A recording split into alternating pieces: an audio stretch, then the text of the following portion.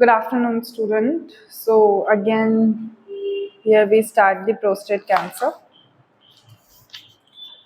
Uh, Earlier we study about or we discuss about the breast cancer today.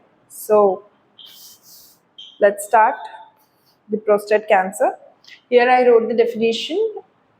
सबसे पहले मैं आपको बता दूं कि प्रोस्टेट कैंसर क्या होता है. प्रोस्टेट क्या होता है? प्रोस्टेट एक ग्लैंड होती है, ठीक है, मेल्स में. Suppose it is the penis.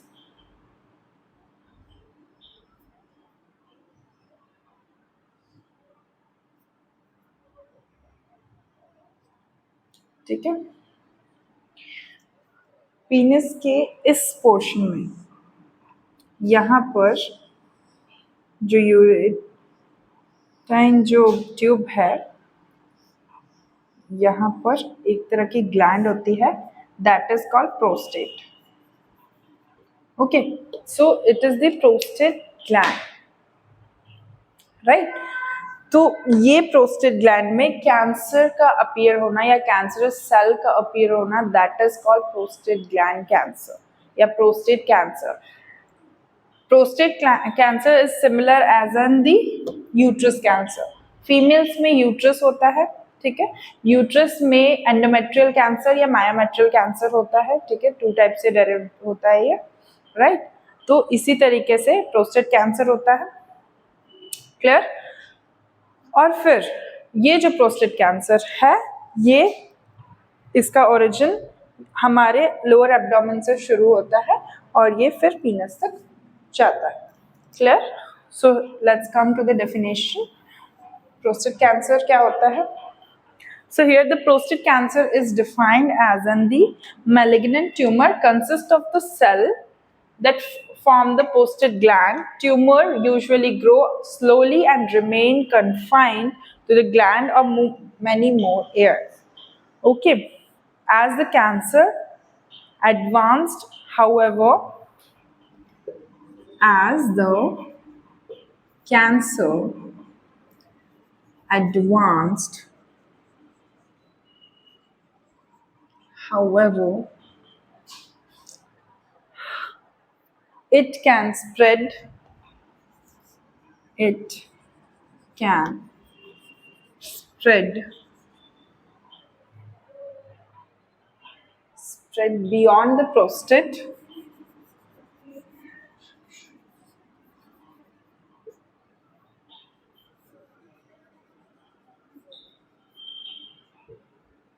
Prostate into the surrounding tissue. Into the surrounding tissue.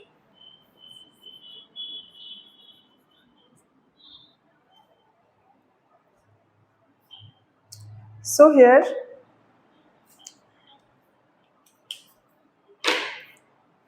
the bones, ये है ना, मेटासाइज होता है through the areas of the body such as the bones, lungs and the liver. मतलब metastasize मतलब कि जो इसका नॉर्मल साइज है. सपोज अगर प्रोस्टेट ये सीमेन पाइप है, ठीक है. अगर प्रोस्टेट इतना साइज का है तो ये ग्लैंडुलर साइज ले लेगा, ठीक है, बढ़ जाएगा, उस जगह पे बढ़ जाएगा. तो जिस तरीके से बोन बढ़ती है वैसे ये भी बढ़ता है. जैसे लिवर बढ़ता है वैसे ये भी बढ़ता है. जैसे लंग्स बढ़ते हैं वैसे ये भी बढ़ता है, ठीक है. तो वैसे ही कैंसर क्या है? एक प्रोस्टेट कैंसर क्या है? एक मैलिग्नेंट ट्यूमर है जिसके कारण क्या होता है, सेल जो है वो जो कि सेल से मिलके बनता है, जिसे हम प्रोस्टेट ग्लैंड कहते हैं. प्रोस्टेट ग्लैंड ट्यूमर कहाँ यूजुअली होता है? ये सेल ये ग्लैंड्स में रिमेन और कन्फाइंड हो जाता है. मतलब कन्फाइंड मतलब एकदम जबरदस्त तरीके से उससे मतलब उस जगह पे ग्रो हो जाना, ठीक है. फिर कैंसर एक एडवांस्ड तरीके की सेल होती है जो कि इजीली मैलिग्नेंट कंडीशन में स्प्रेड होती है ना. तो उसी तरीके से ये प्रोस्टेट कहाँ, उसके सराउंडिंग टिश्यू में, प्रोस्टेट में और उसके सराउंडिंग टिश्यू में भी क्या हो जाता है, ग्रो कर जाता है. और प्रोस्टेट ग्लैंड में को क्या कर देता है, एकदम से बहुत लार्ज इन साइज कर देता है, ठीक है। तो ये होता है प्रोस्टेट कैंसर। अब हम बात करते हैं इसके कॉजेज एंड रिस्क फैक्टर के बारे में। So what are the causes and risk factor of the prostate cancer? Let's move to the causes.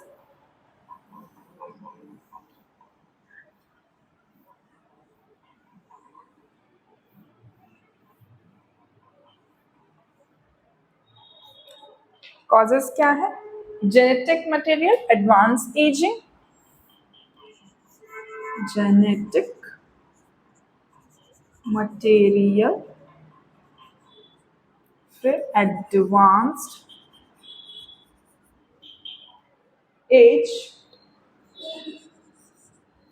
Next hormonal influences,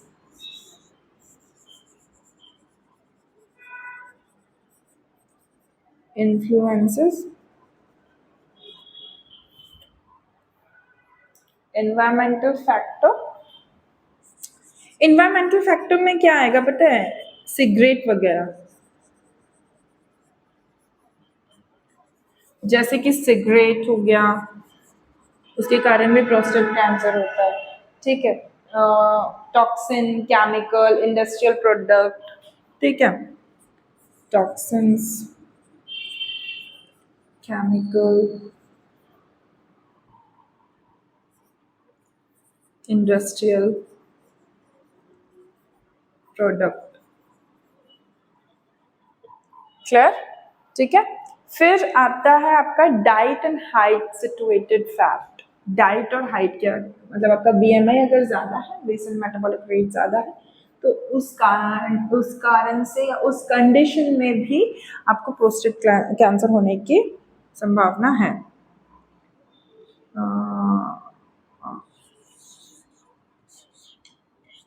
diet and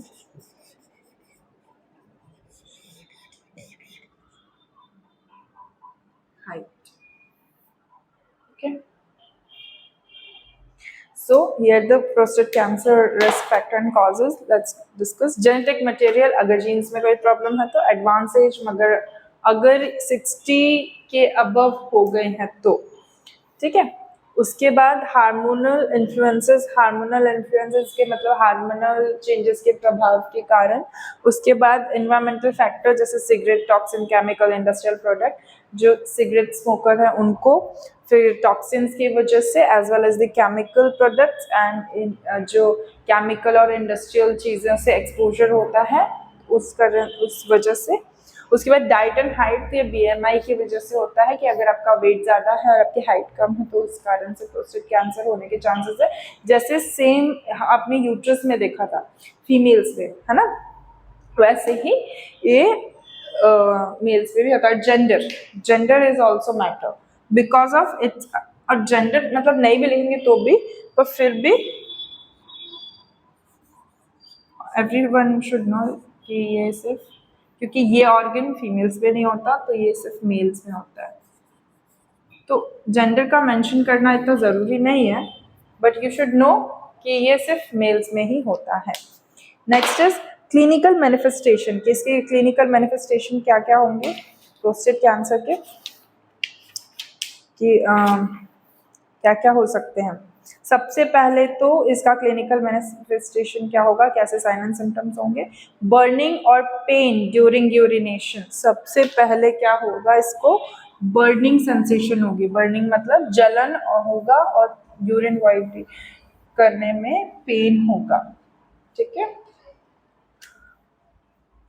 सबसे पहला burning and pain during urination,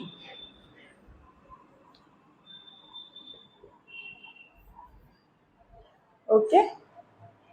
Then inability to urinate, inability to urinate, okay. Then a sensation of a sensation of incomplete or empty, incomplete and empty to the of the bladder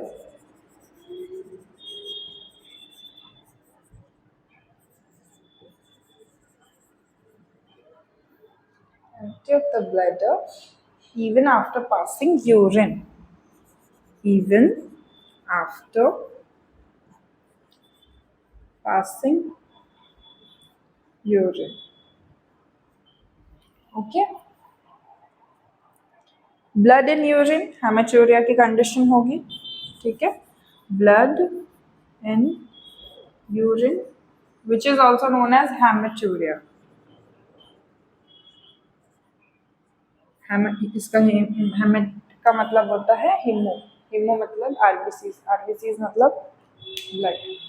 ठीक है, फिर difficulty to having an erection, erect होने में भी difficulty जाएगी. Difficulty to having an erection मतलब erectile dysfunction होगा. ठीक है, फिर पेनफुल इजैकुलेशन, अगर इजैकुलेशन होता है सीमेन का तभी भी पेन होगा. तो यहाँ पे क्या होगा, पेनफुल ejaculation.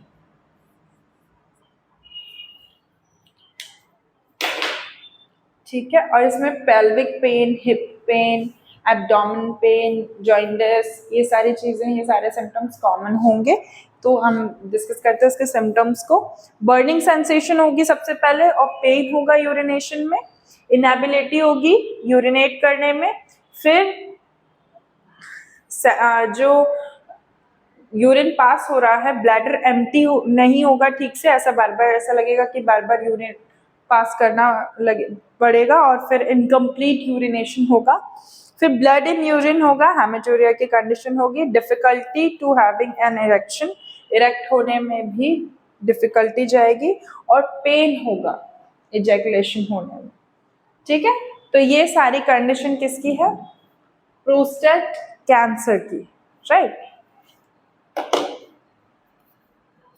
उसके बाद हम बात करते हैं, ये थे इसके साइन एंड सिम्टम्स. अब हम बात करते हैं उसके मैनेजमेंट के बारे में.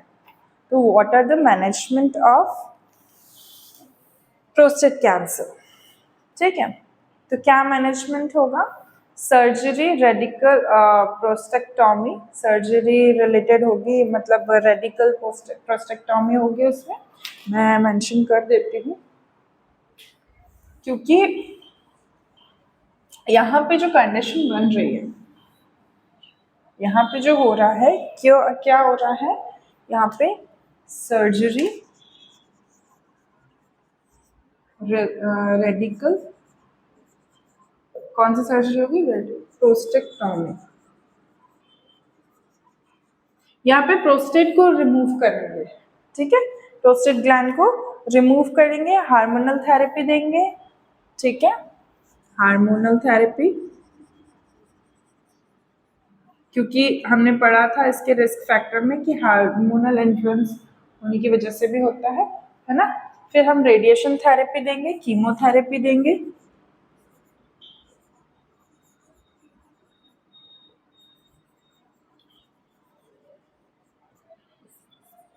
कीमोथेरेपी. ठीक है, फिर इसमें अपना क्रायोथेरेपी भी देंगे. मैंने आपको पहले बताया था क्रायोथेरेपी क्या होता है. एक टाइप का प्रोसीजर है जिसमें हम स्पेशल इक्विपमेंट यूज़ करते हैं और फ्रीज कर लेते हैं प्रोस्टेट को, ताकि वहाँ पे कैंसर सेल्स जो है वो किल होते रहे अगर ग्रो होती है. तो एक टाइप का फ्रीज़र होता है ये, जहाँ पे हम इंसर्ट करते हैं एक पर्टिकुलर स्पेस में जहाँ पे डिजीज कंडीशन बन रही है. ठीक है, तो ये सारे इसके मैनेजमेंट थे. अब हम बात करते हैं इसके नर्सिंग मैनेजमेंट के बारे में. नर्सिंग मैनेजमेंट में आपको वही प्री पोस्ट बनाना पड़ेगा. ठीक है, इसमें प्री ऑपरेटिव, पोस्ट ऑपरेटिव क्या है, इसमें इलेक्ट्रोलाइट बैलेंस, जो प्री में आप बनाओगे, ठीक है। पल्मोनरी एम्बोल्शंस तो नहीं है, ठीक है। सीक्वल कंपल्शंस तो नहीं है, पेशेंट को स्ट्रोक तो नहीं हो रहा है, ठीक है। और इसमें ड्रेसिंग वगैरह आफ्टर सर्जरी में हम क्या चेक करेंगे, ड्रेसिंग, इंसिजन, ड्रेनेज चेक करेंगे, ठीक है। एक्सेसिव ब्लड लॉस तो नहीं हो रहा है, ये सारी चीज़ें, ये सारी कंडीशन हम केस में देखेंगे हमारे आफ्टर सर्जरी में, ठीक है। तो ये सारी चीज़ें किसके बारे में हमने सीखी, प्रोस्टेट ग्लैंड के बारे में। प्रोस्टेट ग्लैंड क्या है हमने आज देखा कि प्रोस्टेट ग्लैंड क्या है, एक टाइप का मैलिग्नेंट ट्यूमर कंसिस्ट करता है प्रोस्टेट ग्लैंड में। प्रोस्टेट कैंसर क्या है, प्रोस्टेट ग्लैंड में कैंसर होना, that is called prostate cancer, ठीक है। यूजुअली ये ट्यूमर्स अराइज होते हैं वहाँ पे, है ना। और ये एडवांस तरीके से अगर स्प्रेड होता है तो पूरे सराउंडिंग टिश्यू को कवर कर लेता है ना। उसके बाद हमने इसके कॉजेज एंड रिस्क फैक्टर देखे, ठीक है, जिसमें जीन्स, हार्मोनल इन्फ्लुएंसेस और ये सारी चीज़ें देखी है ना। एनवायरमेंटल फैक्टर होते हैं, डाइट होता है, ठीक है, that are high in saturated fat. इस तरीके की अगर तुम डाइट ले रहे हो सैचुरेटेड फैट वाली तो बहुत ज़्यादा दिक्कत है, ठीक है। तो इस तरीके से होता है। फिर क्लिनिकल मैनिफेस्टेशन में हमने क्या देखा, burning sensation, pain during urination, inability to urinate, sensation, incomplete empty bladder होना, फ्रीक्वेंट नॉक्टरल यूरिनेशन होना, ठीक है। और पेनफुल इरेक्शन नहीं हो पाना, डिफिकल्टी होगी इरेक्शन में, पेनफुल एजैकुलेशन होगा, पेल्विक पेन होगा, बैक पेन होगा, ये सारी चीज़ें हमने क्लिनिकल मैनिफेस्टेशन में देखी थी। अब फिर हम बात करते हैं इसके मैनेजमेंट में। तो मैनेजमेंट में हमने सर्जरी देखी, प्रोस्टेक्टॉमी होगी, ठीक है, और हार्मोनल थेरेपी, रेडिएशन थेरेपी देखी, क्रायोथेरेपी और कीमोथेरेपी भी देखा था। फिर हमने डिस्कस किया था इसके नर्सिंग मैनेजमेंट के बारे में। तो नर्सिंग मैनेजमेंट में क्या है, प्री और पोस्ट के दोनों के ऑपरेटिव केयर बनाएंगे। उससे हमने जो प्री का है उस पर हमने देखा था कि उसके इलेक्ट्रोलाइट बैलेंस होना चाहिए, पल्मोनरी एम्बोल्शंस नहीं होना चाहिए, हैमरेज नहीं होना चाहिए, इन्फेक्शन नहीं होना चाहिए मतलब कहीं पर, तो हम उसको लेके जाएंगे। एनाल्जेसिक्स देना है, सारी चीज़ें देनी है, ठीक है। उसको प्रिपेयर करेंगे और उसके बाद जब आफ्टर सर्जरी हमको उसकी ड्रेसिंग का ध्यान रखना है। कैथेटर, ब्लड एम्प्टी होना चाहिए, यूरेथ्रा एम्प्टी होना चाहिए, ठीक है। यूरिनेशन उसको ठीक तरीके से हो रही है, नहीं हो रही है, दिक्कत तो नहीं आ रही, एक्सेसिव ब्लड तो नहीं हुआ है, ब्लीडिंग तो नहीं हो रही है ज़्यादा इंटरनल। तो ये सारी चीज़ें हम आफ्टर सर्जरी नोट डाउन करेंगे। So that's all for today. Thank you class, thank you.